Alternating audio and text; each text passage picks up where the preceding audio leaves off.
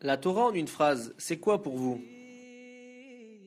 La Torah en une phrase, un élément vital. Alors la Torah, pour moi, c'est l'essence. C'est le meilleur moyen de savoir ce qu'Akadosh Baruch Hu veut de nous. Un moyen d'union avec Hachem.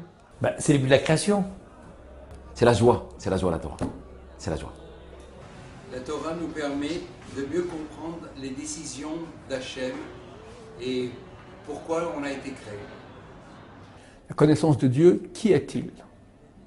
Que veut-il? C'est connaître l'être. C'est notre but dans la relation. Ça s'appelle la Torah. Qu'est-ce que la Torah a changé dans votre vie? Les midot, le rapport à autrui et par conséquent le rapport avec Dieu. Elle a tout changé, elle a amélioré. À peu près tout. Question incompréhensible, parce qu'elle n'a pas changé quelque chose dans ma vie, mais elle a changé toute ma vie. C'est tout pour moi. Pas seulement que pour moi, pour tout Israël, chaque juif. Le sens même d'un juif, c'est la Torah Kedosha. C'est l'aneshama qui est en nous. On est devenu organisé, on est droit, on est saméach, on est joyeux, on se sent mieux dans notre peau et on est heureux de vivre. Notre vie, elle a changé, les gamrés. La Torah m'a aidé à distinguer le principal du secondaire. Une vie qui n'a pas de sens, n'a pas de sens. Que vaut-elle? Le sens de la vie, c'est la vérité. La vérité, c'est la seule chose qui est vraiment, la réalité qui nous remplit. Quand il y a un sens, le vrai sens, beaucoup s'inventent des sens. Mais quand on a le vrai sens, alors on peut que se réaliser de façon la plus totale, parfaite, extraordinaire qu'il puisse y avoir, d'amplitude divine. Les mitzvot sont-elles contraignantes?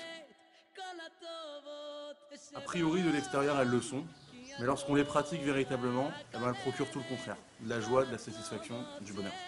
Oui, un peu, mais c'est ça qui fait tout le Inyan, parce qu'on est là pour se travailler, et donc au Hachem, grâce aux mitzvot, on grandit. Parfois, mais évidemment, on les trouve toujours une satisfaction à la fin. Parfois, je ressens qu'elles sont même saoulantes, mais c'est de ma faute, parce que je ne les valorise pas assez. Pas du tout. Ça dépend comment on les fait. Si quelqu'un, il les fait avec contrainte, bien sûr qu'elles sont contraignantes, mais s'il les fait avec amour, c'est qu'un plaisir. On demande encore, comme ça ils disent, le gain du mitzvah, c'est une mitzvah. Comment on peut dire que c'est contraignant? À l'envers, les mitzvot, c'est encore mieux, c'est un kiff les mitzvot. Pourquoi? Parce que plus on avance, on est joyeux, plus on fait des mitzvot, on s'imprègne des mitzvot, on se sent mieux et on a la joie quand on fait les mitzvot. Au début, il ne faut pas mentir, oui, et après c'est un véritable plaisir parce qu'on se rend compte qu'on fait la volonté de Dieu. Oui, comme une femme qu'on aime, c'est contraignant? Bien sûr. Elle veut la fenêtre ouverte, moi je veux la fenêtre fermée, elle veut aller en vacances, moi je peux aller en vacances, elle veut aller à la montagne, je veux aller à la mer. Mais quel bonheur! Quel bonheur! Qu'est-ce que la Torah vous apporte dans la vie de tous les jours? La Torah m'apporte un équilibre, un but, un sens à ma vie sur cette terre. La simcha. Le sentiment de grandir. Elle donne du sens. Une joie de vivre quotidienne.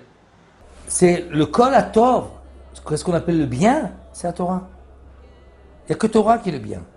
C'est que si les gens, ils savaient, ils sentaient la métikoute, la douceur, Ve'arvut tov Torah. Et ce qui est agréable dans la Torah de Shah, ils se viendraient pratiquement fous. Ils courraient après elle. Ils seraient en extase devant elle. La Torah nous apporte un seder, une organisation, une façon de vivre, une façon de se comporter avec les gens, respecter autrui, se sentir bien dans sa peau, être organisé surtout. Un regard positif sur les choses de la vie. Les beaux-arts, c'est très bien, la musique aussi, les envies, ok, le corps il faut le gérer, mais ce n'est pas l'essentiel. Tout cela est le véhicule de l'essentiel qui est notre âme. Il faut la remplir. De quoi elle se remplit? Ni de beaux-arts, ni de musique, ni d'argent, ni de plaisir, ni de lecture, que de Torah. Parce que la Torah, c'est le flux de Dieu, c'est la présence de Dieu sur terre. C'est ce qui nous nourrit, c'est ce qui nourrit l'essentiel de nous-mêmes. Quel conseil donneriez-vous à quelqu'un qui voudrait se lancer dans l'étude de la Torah? Je lui conseillerais de goûter, mais pas du bout des lèvres, de goûter véritablement. Allez-y doucement. Il faut prendre un rythme. Quand on va courir, on commence pas par sprinter, on commence à courir doucement et puis petit à petit on prend le rythme. De le faire avec un rave est toujours Bessimcha. De prendre un petit temps d'étude et de le garder à n'importe quel prix. Je vais lui conseiller de prendre un bon maître. Donc il faut chercher ce maître. À travers ce maître, pour avoir apprendre et se construire. Déjà qu'il étudie. Parce qu'une personne, pour se lancer dans les mondes de la Torah, d'abord, il faut étudier. Et après, quand quelqu'un il goûte à la Torah, il peut plus se passer. C'est vrai qu'au début, c'est un petit peu dur d'étudier la Torah, c'est la vérité. Mais quand on rentre dans la Torah, on étudie, on rentre en profondeur, après, automatiquement, la Torah, elle se dévoile à nous. On profite de plus en plus et on commence à aimer. On a goûté, il y a écrit Ta'amou Uru. Goûtez, vous verrez. D'apprendre progressivement. Il faut que ça commence avec un cours kavua, c'est-à-dire régulier, tous les jours. Et puis après, quand le niveau a augmenté, on cherche une chavruta, c'est-à-dire un chaver un peu plus fort que lui pour progresser encore plus dans la connaissance et dans l'étude de la Torah. La réponse est très simple. Vas-y, fonce, chip chaque seconde parce que c'est le sens de ta vie.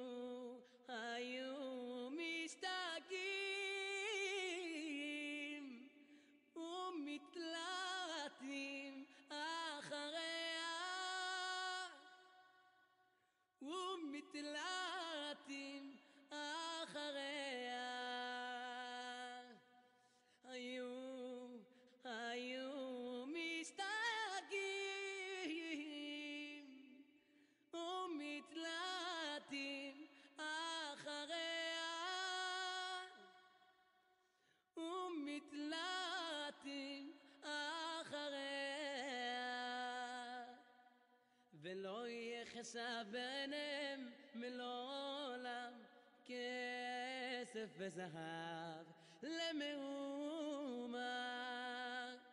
כי התורה כוללת כל הטובות שבעולם כי התורה כוללת כל הטובות שבעולם כי התורה כוללת כל הטובות שבעולם כי התורה כוללת כל הטובות שבעולם אם היו בני אדם מרגישים אם היו בני אדם מרגישים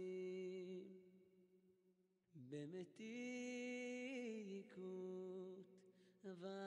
וערבות במתיקות וערבות טוב התורה אם היו בני אדם מרגישים אם היו בני אדם